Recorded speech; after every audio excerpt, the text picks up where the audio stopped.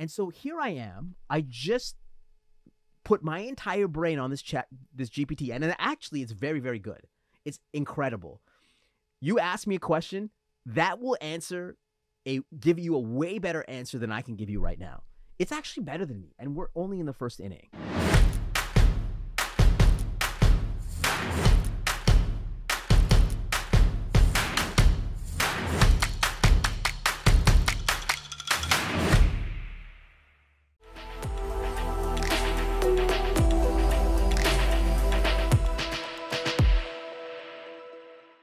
To have Russell Peters be the very first guest on a podcast is such a game changer, because when you're starting off something new and you don't know how you're going to produce content the next week and the next week and so on, and then to be able to say to people, hey, you can come on this podcast. By the way, Russell Peters was our first guest. Can you imagine who we're going to get next, type of thing? Yeah. You want to be a part of this. Yeah. And then instantly people are like, yeah, I'm down. I'm in. We're signing up. Where do we go? Well, and by the way, though, shout out to Russell, because he could have been like, what is this? Yeah, exactly. Right? Yeah. And he could have been like, I'm not going to do this. How many episodes? Show me an episode. Yeah, exactly. But he was, he had faith. He was in. Yeah, he came in and he's just like, all right, let's do this. And he was so nice about it too. That's awesome. Yeah, so nice. And very lucky that we got to go that way. But Shawn, firstly, I'm so glad we were able to finally make this work. We've been talking we were saying before this, a year almost. A year, yeah. And finally we made it happen. We're just trying to figure out schedules. Yeah. I think I dropped off a couple times. You dropped off a couple times for sure. And yeah, but you've got a wild travel schedule. It is. You're all over the world. It is a little crazy. I'll probably do 80 to 100 cities every year. Wow. What's your favorite city? That's a tough question. Recently just went to Barcelona. Love Barcelona. Yep. I love Dubai. Just like going to Dubai, just every time I make that drive, it's just surreal. Just seeing all the buildings and seeing the vibe. So yeah, but Spain. I'm actually going back. I'm actually turning 40 next year. And I didn't know what to do. I had to get the blessing from my wife, but I organized a boys trip next year to Madrid because I love Spain so much. We're gonna have a good time. Spain's a beautiful country to visit. Yes. Yeah. I was in Barcelona recently with Poker Stars, and that was a lot of fun. Okay. Yeah. I that sounds like a lot of trouble, to be honest with you. It can be, but it was a lot of fun. We Poker Stars has a good time. They always bring out some incredible names. Like Totally. just people you don't think you're going to run into, and then suddenly you see them sitting at the poker table next to you and you're like, "Whoa, okay. Yeah. All right, I'm playing poker with someone." Like I think so earlier in 2023, I did a trip to the Bahamas with Poker Stars as well. And it turned out that I think it was Neymar was there playing poker. Yeah. What? Yeah, I didn't get to see him, but I found out after the fact. I'm like, I was in the same room as Neymar, and I could have just literally walked up and stood beside him and watched him play poker. Like, it's insane. That's wild. Yeah, you never know who you're going to meet at a poker table. That's what I've learned this year. Okay, Yeah. okay, good to know. But now I want to know something from you. Yeah. You released a book. It's called Go Bold. What does that mean? Well, the Bold Ones is really about, to me, it's about individuals. Sorry, the bold ones. Yeah, the bold My ones. apologies. Yeah, no worries, Okay. no worries. Go Bold is good too. Go Bold. It's good too. That's the subtitle. The reason why I wrote this book is because I really saw this power shift from institutions, from companies, from firms, to governments, to individuals. I really believe that individuals now have more power than ever before. You can put up a piece of media that can go anywhere. You have all the tech tools and technologies at your fingertips. Like today, as an individual, I believe that we are the most disruptive entities on the planet, and we can do so much more with way less. Yeah. So I want to write a book describing why we have this power shift, why we have more power than ever before, and dissecting some of the innovators throughout history around people that changed their lives and their careers and made a dent in their universes. So when you talk about disrupting industries, essentially, like anybody can become a disruptor by the sounds of it. What does that exactly look like in layman's terms to someone listening to this? Is just sort of getting into this concept of, maybe I want to be a creator. I want to do something for myself. What does all that mean? Yeah, to me, disruption, Clayton Christensen was one of the founding fathers of this word around disruptive innovation. And not to go through his definition, but I'll just make it very simple for the audience. To me, disruption is someone or something or some company that comes into a particular space and changes the status quo. They change the game, change how the game is played. So to me, if I think about basketball, to make it simple, I know there's a lot of basketball fans, on this pod. LeBron James to me is the GOAT, right? Greatest of all time. He is the GOAT in my mind. Hey, you can say MJ, LeBron. This is not that type of show. LeBron is the GOAT, but to me, the disruptor is Steph Curry, because Steph Curry changed the game of basketball, the way that it's played. The reason why people take so many three-point shots is because Steph Curry, he entered into the space, and just by him shooting the volume that he shoots at a very high percentage, he evolved the game into what it is today. To me, that's what a disruptor does. It's change the game. Not the person that's the greatest, the person that changes the game for everyone around them. And so that's what I spent my career dissecting. I worked at Deloitte for 12 years, really helping organizations when it comes to innovation and helping organizations disrupt themselves. But I really got excited about looking and researching individuals that did that. Another one is, if you look at hip hop, what Drake did by combining his singing prowess with his rapping talents, combining that together and creating a new category. Now you could argue that like Ja Rule and 50 Cent, they did that before. They dabbled in stuff they like did that, yeah. but they didn't do it as well as Drake did, and Sure. I think Drake created his own category. So would a company like Uber be an example of something like this? Comes in, disrupts, the taxi industry, 100%, delivery of food, all those things. 100%. Actually, if you go back to what Clayton Christensen's definition of disruption, he doesn't think that Uber is disruptive, because usually disruption starts out as something very small in a very small market, and then it kind of expands from there, which is basically what Uber did. They started with black cars in San Francisco, right, and then they expanded from there. But Uber is absolutely disruptive. It's a disruptive company. It changed how we look at transportation. It changed how we looked at the entire, not only transportation system, but the idea of clicking a button and getting anything delivered to your door. Convenience. Yeah, absolutely. Cars, food. They're expanding into different realms, services. Push a button, get everything to you. Yeah. Absolutely disruptive. So how would the average person who's in a career job right now looking to make a name for themselves, how can they become a bold one? How can they go out and disrupt their company without also positioning them, like pigeonholing themselves as like, oh, this person's that's that one dude with the wild ideas. Let's just put him into a corner and just let him talk to himself, type of thing. Yeah, I believe that we have, unfortunately, we've trained an entire society to have this assembly line mindset. I actually think that it's a disease. This idea that you clock in, you clock out. The idea that somebody stamps a number on your back and you go to work and you do what you're being told to do. To me, being bold is about just doing something differently. It's about looking at what's in front of you and trying a different way of attacking that process, that challenge, that problem. It's creating value in the definition of innovation is to create value in new ways. So to me, being bold actually has nothing to do with courage or confidence. To me, bold is actually the ability to do something different even though you're scared. It's walking into a situation, walking into the darkness, even though you're scared, but you still move forward. And so if you're watching this, if you're in your cubicle, if you're watching this while you're driving, well, don't watch this. Listen to this while you're driving.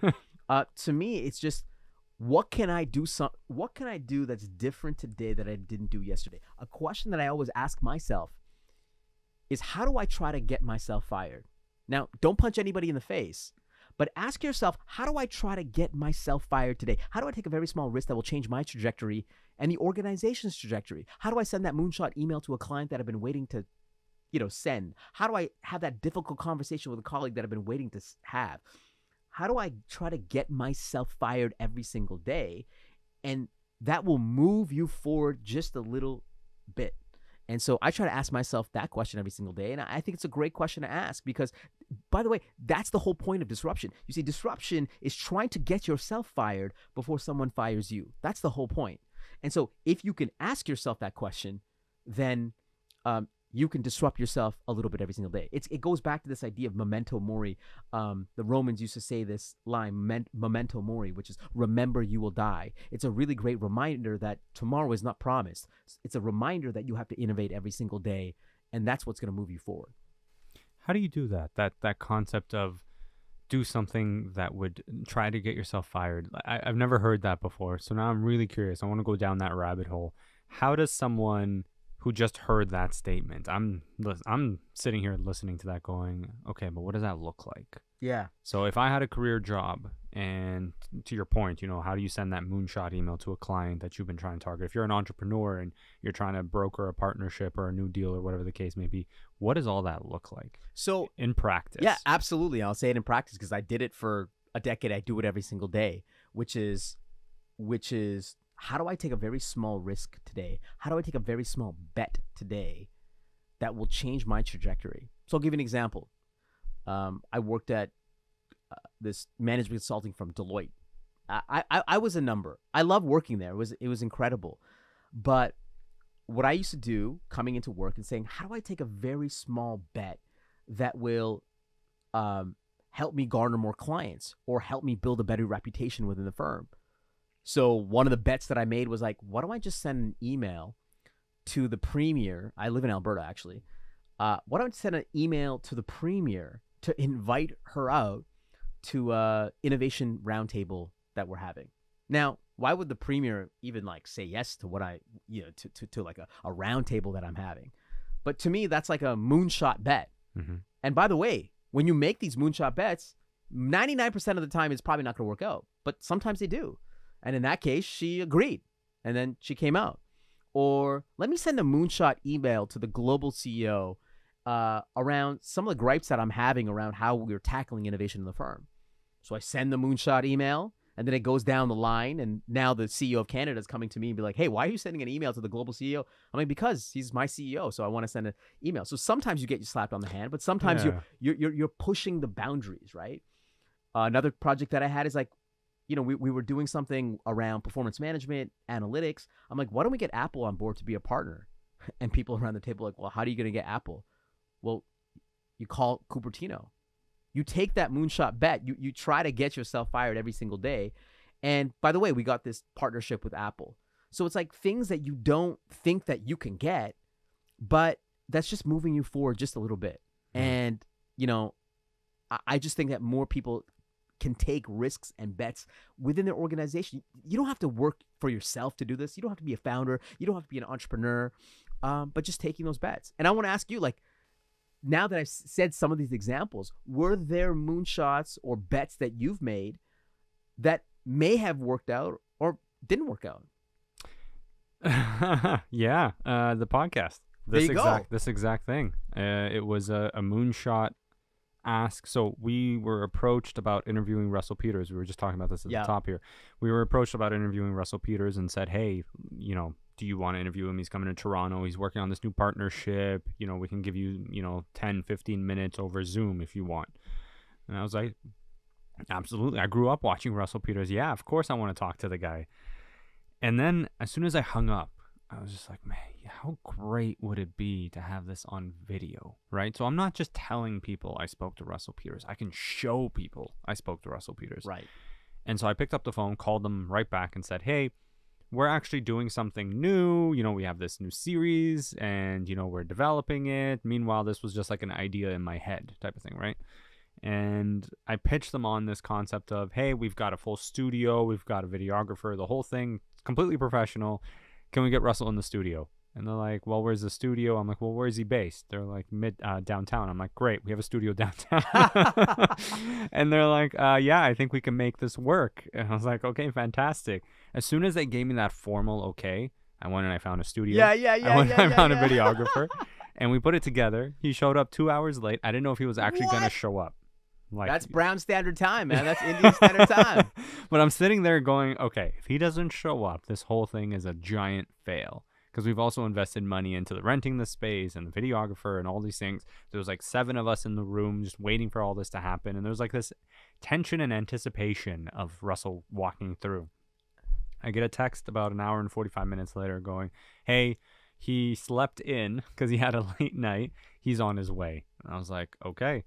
And then he still, once he got in, I was like, we're not even halfway there yet. It's about getting him in the chair. It's about having a conversation. And then after all of that, seeing what comes out of it. Yeah. Can this actually turn into something long-standing? Can we do this week after week after week? So I love this. You made a bet. You didn't have anything in place. No. You made a bet, and look where we are today. I mean, it's incredible. And look at all the things that have happened after that and how this pod has succeeded and all the amazing people that you've had on this pod and all the success that you've had personally because of it. I mean, it's incredible. So why don't we just do that every single day and try to make these little bets? They could be big bets, they could be small bets, but I think you should be making a bet every single day. Make a bet today. And it's about, I think to your point, it's about taking calculated risks as well, right? Like no one is saying mortgage your home to start a company. And it doesn't always have to be the entrepreneur route.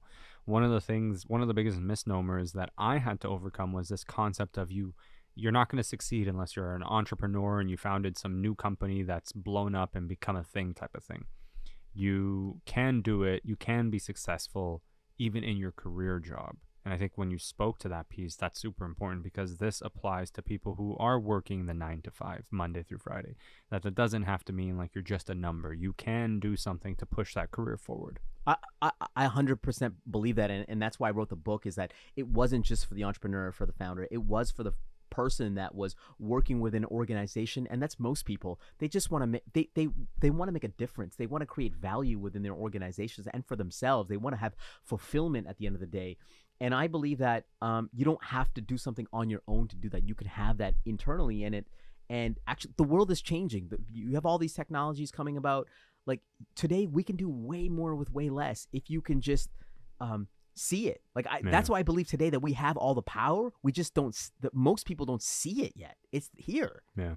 So let me flip the script on you a little bit. This is coming from the lens and the perspective of the person in the career job or even the entrepreneur taking those little risks. What if you are the company?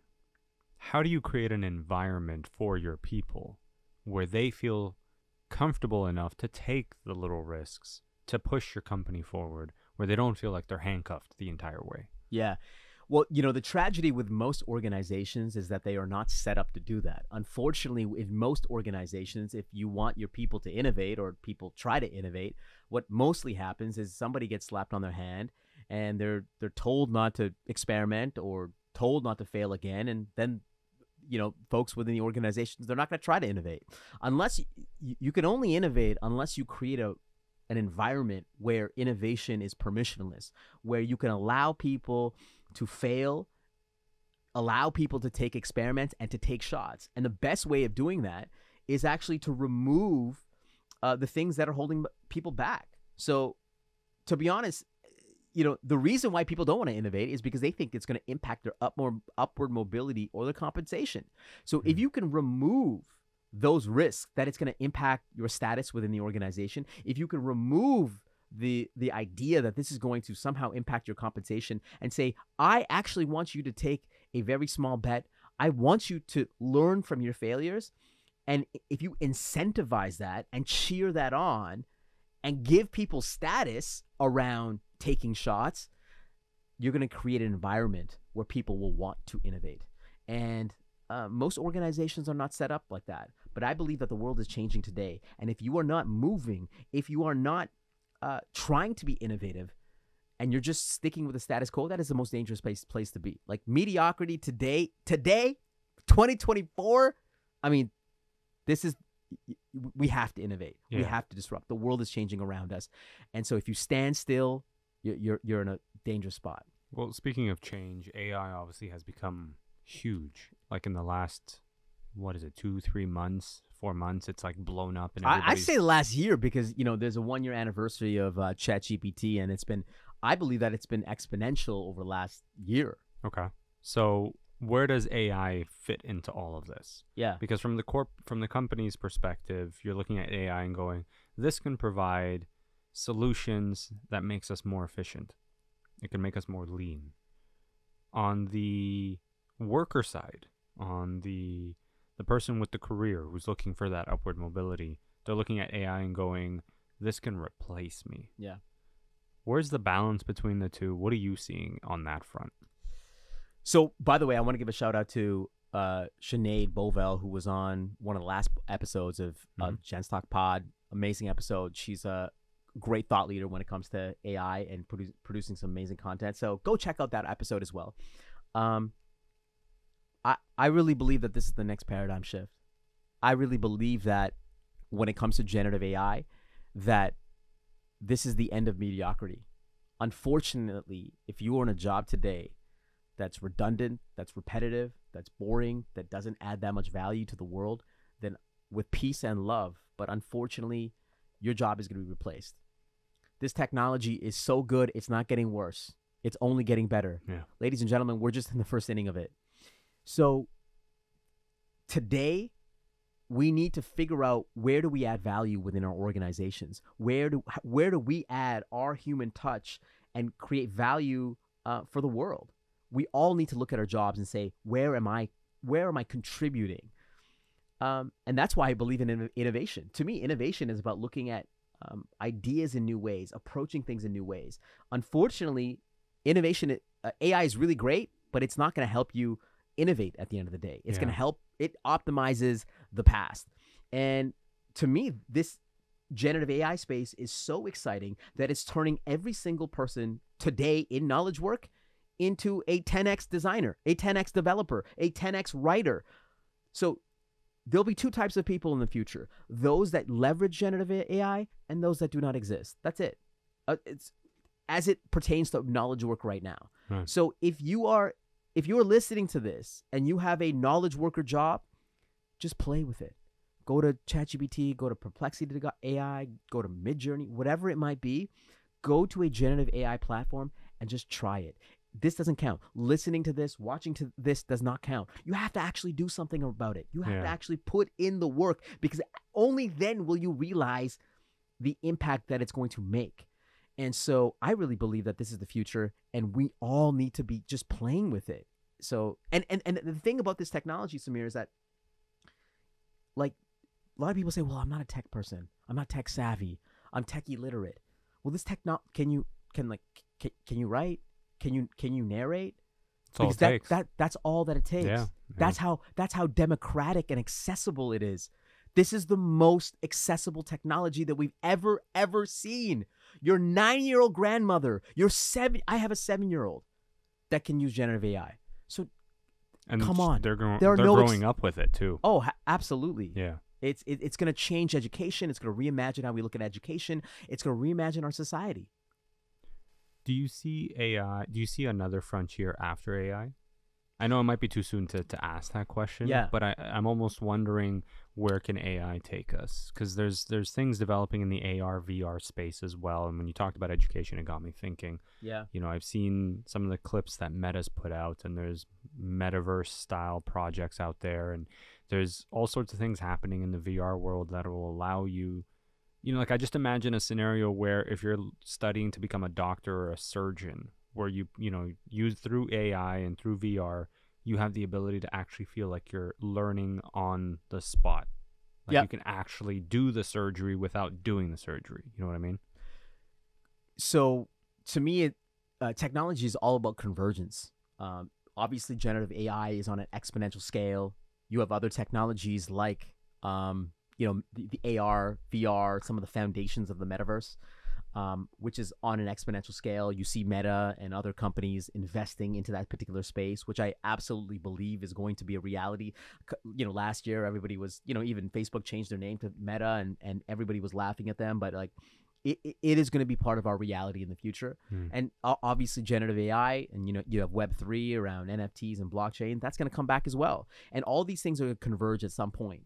And it's going to converge at a point where somebody in Bangladesh that has really shoddy Wi-Fi can get trained using the metaverse and artificial intelligence and do 1,000 surgeries, virtual surgeries, in a row, and be very proficient at surgery, so that when it comes to actual becoming a real surgeon, that they actually have, a base layer to go off of. They have a foundation, so that we can actually democratize, healthcare. We can democratize education because of the convergence of all these technologies. That we can teach more people around the world about almost anything. Yeah. So I think it's going to be an incredible future. But to me, it's about the convergence of all these things. And to me, the next thing is, you talk about the next thing, absolutely metaverse. There's also quantum computing. So the future is wacky. It's going to be weird. We're not going to be able to predict it. But I want to ask you, when it comes to AI, are you afraid of this future? Are you afraid of where this is going? Or are you more optimistic? You talked to Sinead, and she's actually a little bit more balanced around this. Yeah. She did a really good job of sort of providing different perspectives on things. Like she had this really good analogy where she talked about how, think of AI like a camera. Just because your iPhone has an incredible camera doesn't mean you're shooting the cover of Vogue, right? So AI, the existence of AI does not automatically mean you're going to lose your ability to do something. There still needs to be people who utilize it to create the thing. So let me give you an example. Something I created a couple weeks ago. I created this thing called Kanungo GPT, which is an innovation co-pilot. Basically what I did is I took my book and I took 1,000 speeches that I've ever done. I took all the research that I did and I trained a GPT, a customized version of ChatGPT with all my brain. Yeah. It's literally a download for my brain. And Samir, I can't do anything. Like I can't do plumbing. I can't do drywall. I can barely put together an IKEA set. The only thing I can do is do this. Yeah. I can talk. I can think. That's it. Yeah. And so here I am. I just put my entire brain on this GPT, and actually, it's very, very good. It's incredible. You ask me a question, that will give you a way better answer than I can give you right now. It's actually better than me, and we're only in the first inning.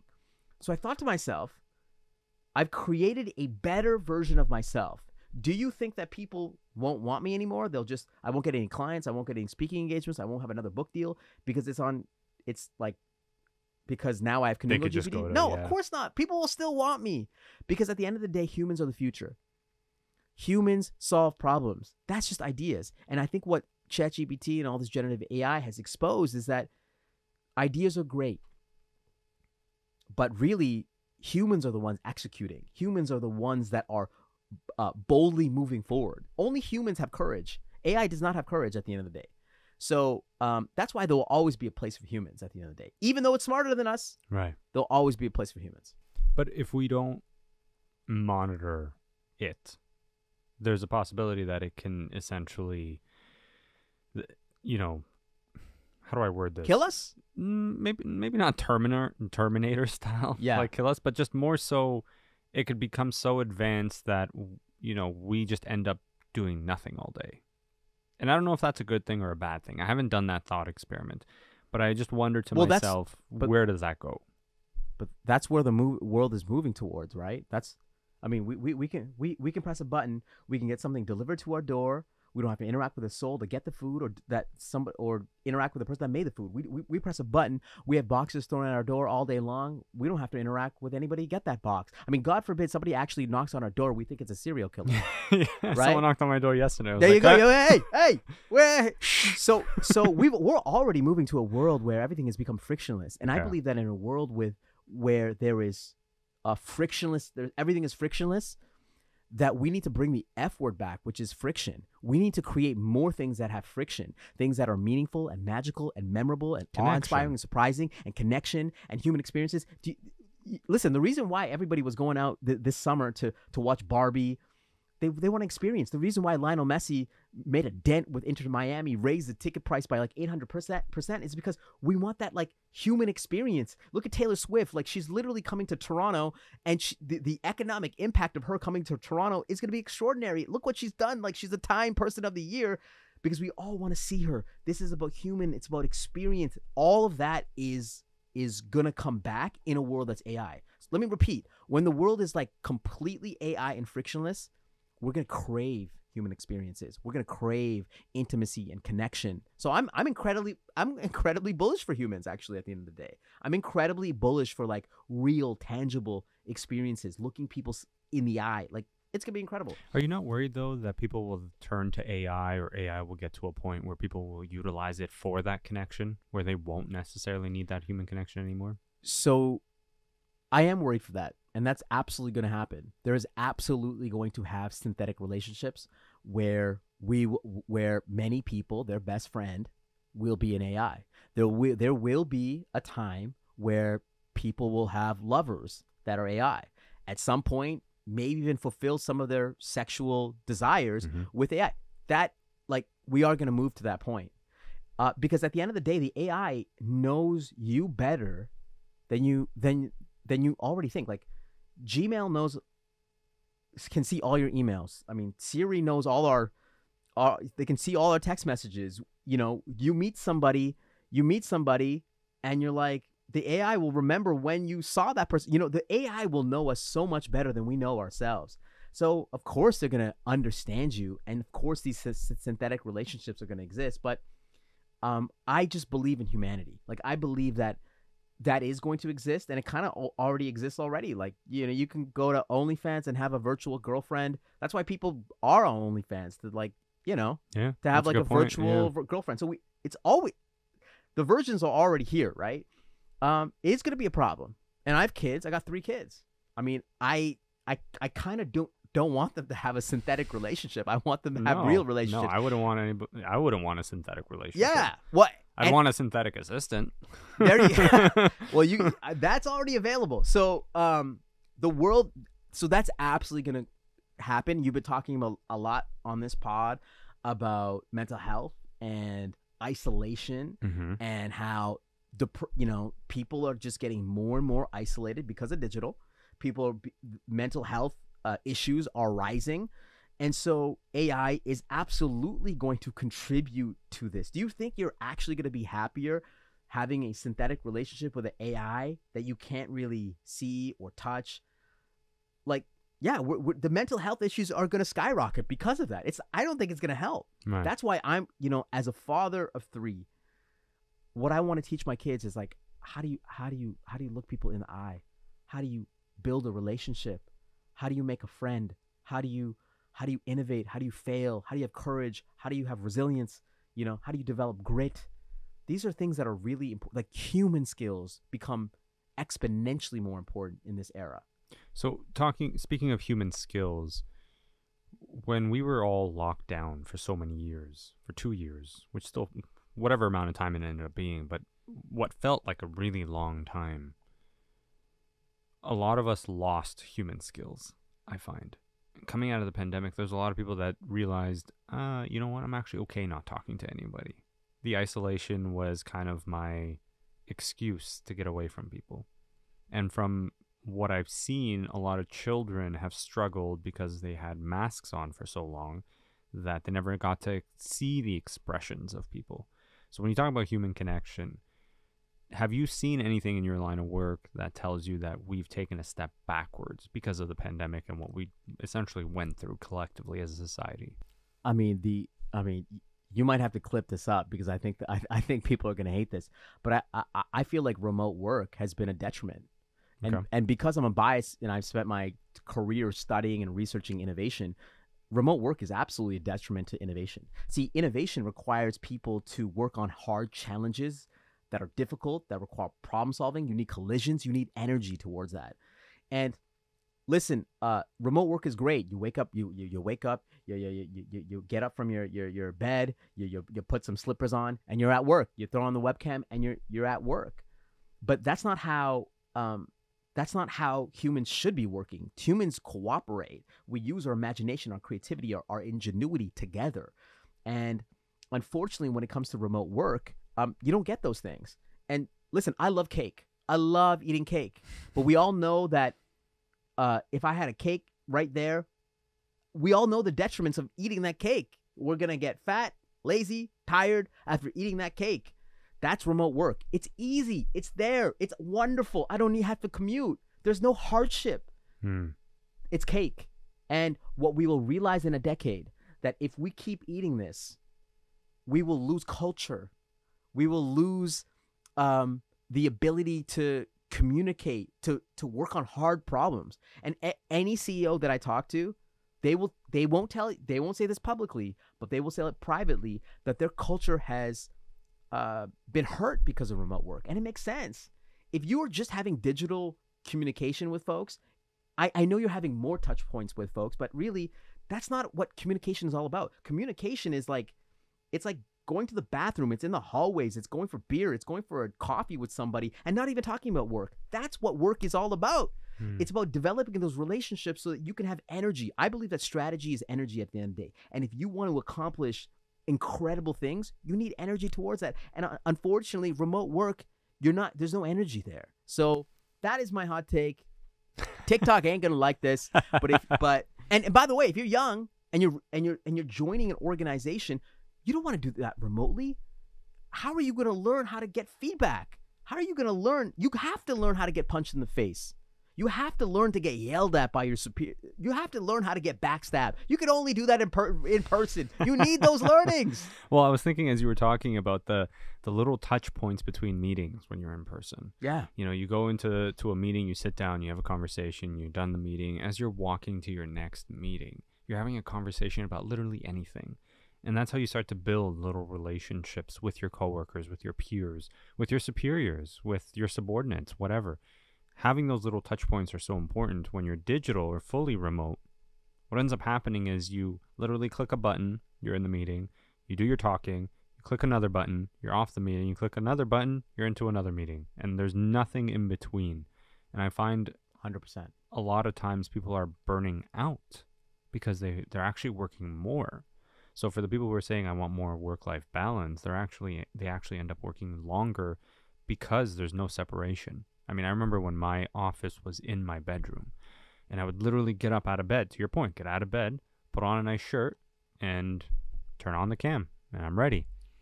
And then there was no separation, and I found myself working late, I found myself working extra, and you ultimately burn out that way.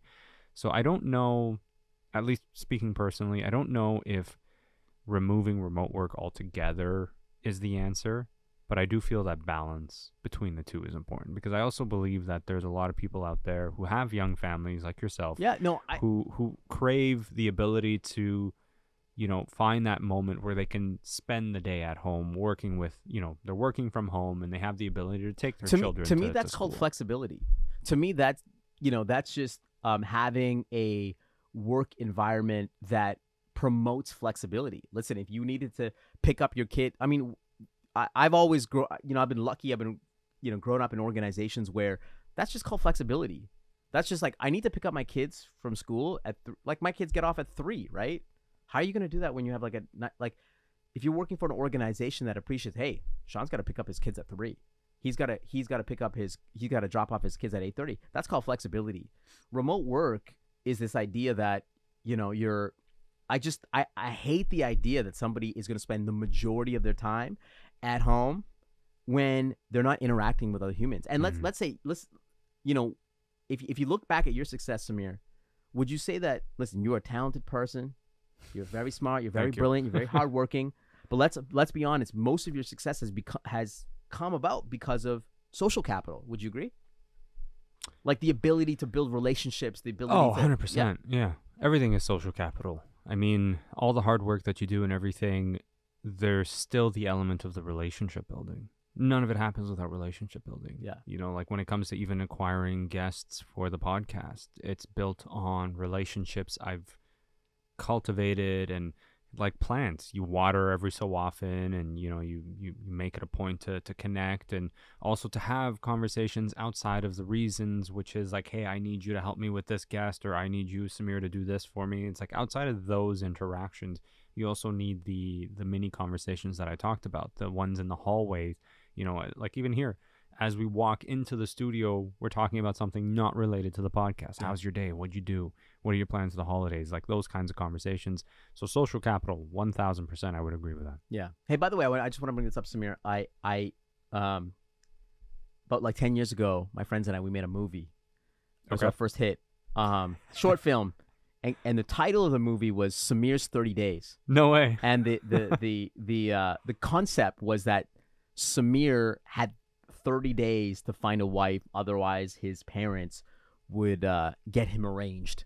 Okay. And so, hey, if you want to watch that, you can this. find it on YouTube now. It was at a film festival, but yeah, Samir's 30 Days. I'm gonna watch that. I'm gonna send it to your parents. You're not married yet, no?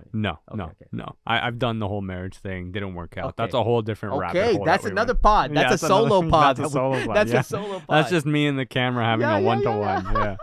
But okay, so where do we go from here? Yeah.